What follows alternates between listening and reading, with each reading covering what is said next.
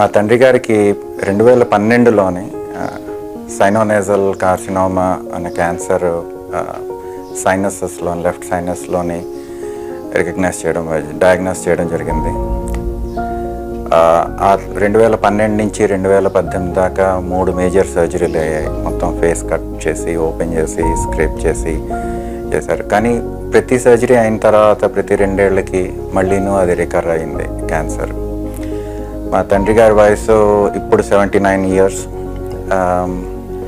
మళ్ళీ 4వసారి తిరగబెడితే 2020లోని డాక్టర్లు మళ్ళీ సర్జరీ అన్నారు.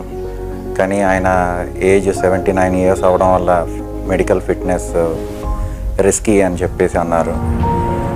దాంతో ఓన్లీ రేడియేషన్ ఇచ్చారు సెప్టెంబర్లోని. ఈవెన్ ఆఫ్టర్ రేడియేషన్ నవంబర్ 2020లోని మళ్ళీ స్కాన్ చేసి చూస్తే అది కొంచెం తగ్గింది కానీ పూర్తిగా ఎరాడికేట్ కాలేదని చెప్పారు. అప్పుడు ఆల్టర్నేట్ ట్రీట్మెంట్స్ గురించి మేము ఇంటర్నెట్లో సెర్చ్ చేస్తుంటే మహర్షి గోశాల గురించి అది గూగుల్ సెర్చ్లో మాకు కనబడింది. అంటే న్యాచురల్ ఆయుర్వేదిక్ ఇలాంటి సెర్చ్ క్రైటీరియాతో చూడడం జరిగింది. అప్పుడు మహర్షి గోశాల హైదరాబాద్ దగ్గరలోని వరంగల్లోని ఉందని తెలుసుకున్నాం. ఆ వెబ్సైట్లో ఇన్ఫర్మేషన్ చూస్తే చాలా ఆసక్తికరంగా అనిపించింది మాకు.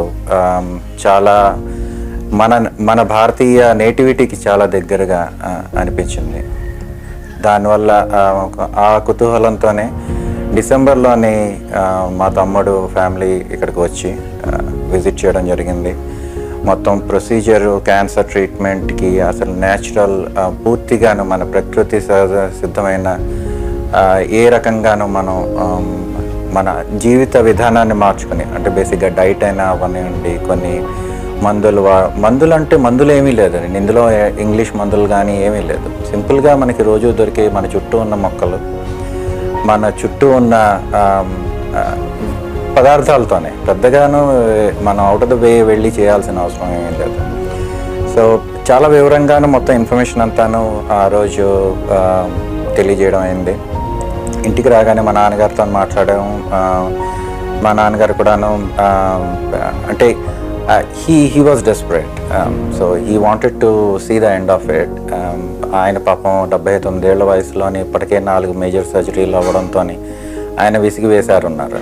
సో ఈ పద్ధతి చెప్పగానే ఆయన వెంటనే అసలు అంటే పెద్దగాను జీవితంలో మార్పు ఏమి రాలేదు దీనివల్ల, అంటే దైనందిన జీవితంలో. కానీ చాలా స్ట్రిక్ట్గా, చాలా డిసిప్లిన్డ్గాను చెప్పినవన్నీ మ్యాక్సిమం ఎంతవరకు వీలైతే అంతవరకు ఫాలో అయ్యారు. కరెక్ట్గా 2 నెలల తర్వాత మళ్ళీ ఫుల్ బాడీ పెట్ స్కాన్ చేయించినప్పుడు డాక్టర్స్ ఆశ్చర్యపోయి చెప్పారు, అసలు ఏం లేదండి. అదే మామూలు పరిస్థితుల్లో ఉండుంటే ఆ 2 నెలల్లోనే ఇంతకుముందు మిగిలిపోయిన అంటే ఉన్న పరిస్థితి కంటే ఎక్కువ అయ్యేది. ఎందుకంటే 2020 జూలైలోని స్కాన్ చేసినప్పుడు ఉన్నది అని చెప్పారు, కానీ అప్పుడే ఇమీడియట్గా సర్జరీ అవసరం లేదన్నారు. సెప్టెంబర్లో మళ్ళీ చూసేటప్పటికి సర్జరీ కంపల్సరీగా కావాలన్నారు 2 నెలల్లోనే.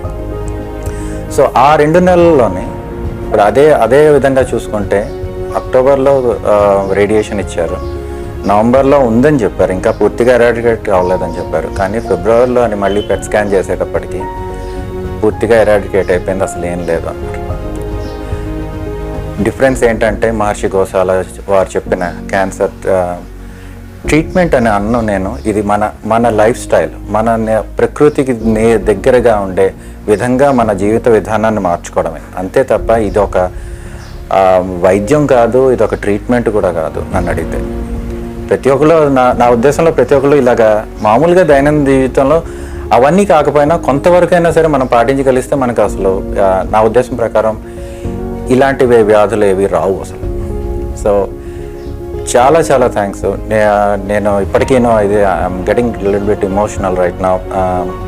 మహర్షి గోశాలకి చాలా చాలా థ్యాంక్స్ చెప్తున్నాను. ఇది ప్రచారం చేయాలి, ప్రతి ఒక్కళ్ళు దీన్ని అర్థం చేసుకోవాలి. ఇదేమీనో వ్యాపారం కాదు, ఇక్కడ వాళ్ళు ఈ పైసా తీసుకోకుండాను మొత్తం అంతాను చేస్తున్నారు. ఇది అందరికీ తెలియజేయాల్సిన బాధ్యత మనందరికీ ఉంది. అందరూ ఈ రకమైన ప్రకృతి సిద్ధమైన జీవిత విధానాన్ని అమలుపరుచుకుంటే మనం ఈ కార్పొరేట్ హాస్పిటల్స్కి లక్షలు వేలు లక్షల్లోని రేపు డబ్బులు కట్టాల్సిన అవసరం లేదు.